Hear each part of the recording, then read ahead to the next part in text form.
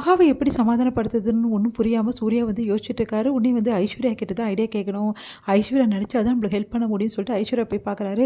ஐஸ்வர்யா கொஞ்சம் உங்ககிட்ட பேசணும் அப்படின்னோடனே, உங்ககிட்ட பேசுறதுக்கு எனக்கு விருப்பமே இல்லை, தயவு செய்து இங்கேருந்து போயிருங்க சூர்யா அப்படின்னோடனே, என்ன ஐஸ்வர்யா நீ இப்படி பேசினா எப்படி, வேறு என்ன பேசுறது, நீங்கள் இப்படி பண்ணுவீங்கன்னு எதிர்பார்க்கவே பார்க்கல, ஏன் இப்படி மகாவை கஷ்டப்படுத்திட்டே இருக்கீங்க சூர்யா, இவ்வளோ கஷ்டத்தை மகா கொடுக்குறீங்களா, அவள் எப்படி தாங்குவா அப்படின்னோடனே, எனக்கு புரியுது, ஆனால் குடும்பத்துக்காக நீங்கள் யோசிச்சிங்க, ஆனால் மகாக்காக ஒரு நிமிஷம் நீங்கள் யோசிச்சிங்களா, அவள் மனசு எப்படி காயப்படுன்னு யோசிச்சிங்களா, ஏன் சூர்யா இப்படி இருக்கீங்க அப்படின்னோடனே, எனக்கு புரியுது ஐஸ்வர்யா, அதுக்கு நான் ரொம்ப ஃபீல் பண்ணுறேன், ஆனால் மகா என்கிட்ட பேச மாட்டேங்கிறா, ப்ளீஸ் ஐஸ்வர்யா அவள் என்கிட்ட பேசணும், அவகிட்ட பேசாமல் என்னால் இருக்க முடியாது, ப்ளீஸ் ஐஸ்வர்யா அது ஏதாவது ஹெல்ப் பண்ணு அப்படின்னோடனே, இங்கே பாருங்கள் சூர்யா மகா அப்படி தான் இருப்பா, அவளை சமாதானப்படுத்துறது ரொம்ப ரொம்ப கஷ்டம், ஏன்னா அவள் மனசு ஃபுல்லாக காயம் ஏற்படுத்தியிருக்கீங்க, இதில் என்ன பண்ணுறது அப்படின்னு சொல்லிட்டு கேட்குறாங்க.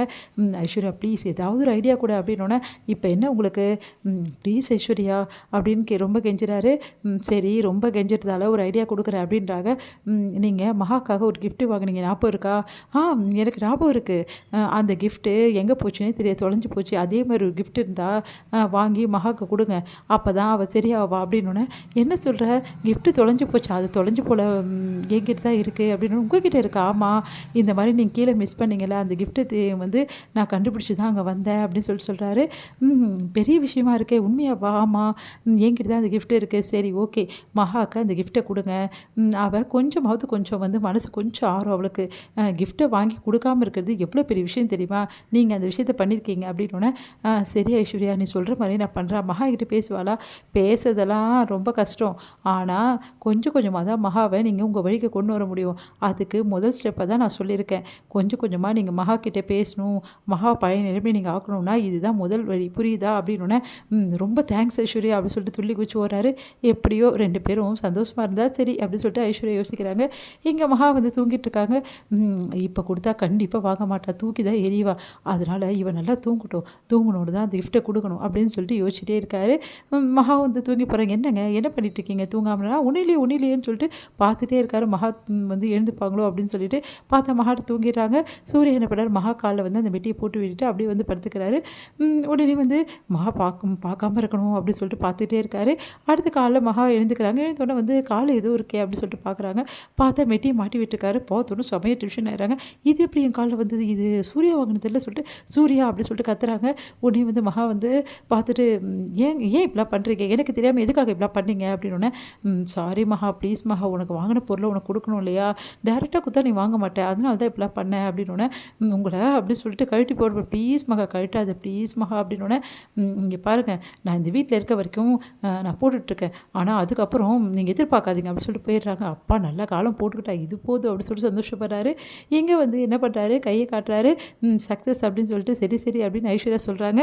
இங்கே வந்து என்ன பண்ணுறாங்கன்னா செம்மையாக டென்ஷனாக இருக்காங்க. அதெல்லாம் நினச்சி வந்து அனாமிகா செம கடுப்பாக இருக்காங்க. ஆனால் விஜய்கிட்ட வந்து விஜய்னு எழுப்புறாங்க. விஜய் வந்து நம்ம அழகியை வந்து அப்படியே மேலே போட்டு தூங்கிட்டு இருக்காரு. அதை பார்த்துட்டு வந்து செம்மையாக டென்ஷன் ஆகிறாங்க. அப்படியே வந்து அழகியை வந்து தூக்க போகிறாங்க கீழே போடுறதுக்கு. உடனே வந்து விஜய் வந்து கை எடுத்துகிட்டு வந்து எதுக்காக தேவையில்லாமல் அழகை எழுப்புற அப்படின்றாரு. பின்ன என்ன நினச்சிட்டு இருக்கோங்க மனசில், அழகிக்காக இந்த ரூம் கிடையாது, இது என்னோடய ரூம், உன்னோட ரூமாக இருந்தால் நீ தான் தூங்கணுமா, நான் தான் இங்கே படுத்துட்ருக்கேன், நான் வேலையை பார்த்துட்டு போயிட்டே இருக்கேன் நினச்சிட்டு இருக்கீங்க, நைட்டும் வந்து ரூம் வர மாட்டேங்கிறீங்க, இந்த பொண்ணு கூடவே இருக்கீங்க, இதுக்கெல்லாம் ஒரு கேட்காம நான் வந்து போகவே மாட்டேன் அப்படின்றாங்க. அனாமிகா நான் ஏற்கனவே சொல்லிட்டேன், உனக்கு எதுக்கு சம்மந்தம் இல்லைன்ட்டு, தேவையில்லாமல் என் பேச்சுக்கு வந்து அவ்வளோதான் அப்படின்றாரு. இங்கே பாருங்கள் அப்படிலாம் என்னால் இருக்க முடியாது, இந்த குழந்தைய எங்கே வந்து அங்கே எடுத்து போய் விட்டுட்டு முதல்ல நடக்க வேண்டிய வேலையை பாருங்கள், சும்மா இந்த குழந்தை கூட அழுவாதீங்க, இந்த குழந்தை எங்கே விட முடியாது, இது என்னோட குழந்தை புரியுதா அப்படின்னோடனே, ஓ அப்படியா, இதுக்கு ஒரு வழி நான் வச்சுருக்கேன், இப்போது என்கிட்ட நீங்கள் நடந்துக்கிறீங்களே, இதுக்கு எல்லாத்துக்கும் சேர்த்து தண்டனை ஒன்று இருக்குது, அதை நான் கொடுக்குறேன், அப்போ தான் தெரியும் இந்த அனாமிகா யாருன்னு சொல்லிட்டு, ஒரு நாள் என்ன பண்ண முடியும் போய் பண்ணிக்கோ அப்படின்னு சொல்லிட்டு போயிட்டே இருக்காரு. அதை பார்த்துட்டு அனாமிகா செம்மையாக டென்ஷன் ஆகிறாங்க. நான் விடவே மாட்டேன் இந்த விஜய் அப்படின்னு சொல்லிட்டு இங்கே வந்து தாத்தா பாட்டி எல்லாருமே உட்காந்து பேசுகிறாங்க. இப்போ என்ன பண்ணுன்னு தெரியல, அனாமிகா வேறு கோவமாக இருக்கா, நம்ம ஏதாவது ஒரு வழி பண்ணி தான் ஆகணும் அப்படின்னு சொல்லி சொன்னோன்னே, வேறு என்ன பண்ணுறது, இந்த குழந்தை எங்கே வந்தாலும் அங்கே எடுத்துன்னு விட்றது தான் இந்த வீட்டுக்கு நல்லது அப்படின்னு சொல்லிட்டு சித்ரா சொல்கிறாங்க. சித்ரா அமைதியாக இருமா, இந்த தேவையில்லாத பிரச்சனைலாம் பண்ணாத, இந்த குழந்தை எப்படி விட முடியும், இது நம்ம வீட்டு வாரிசு நம்மளுக்கு தானே தெரியும், அடுத்தவங்களுக்கு தெரியாதுல்ல, அதனால் யாருக்கும் தெரியாமல் அந்த குழந்தைய அங்கேயே சேர்த்துடலாம் அப்படின்றாங்க.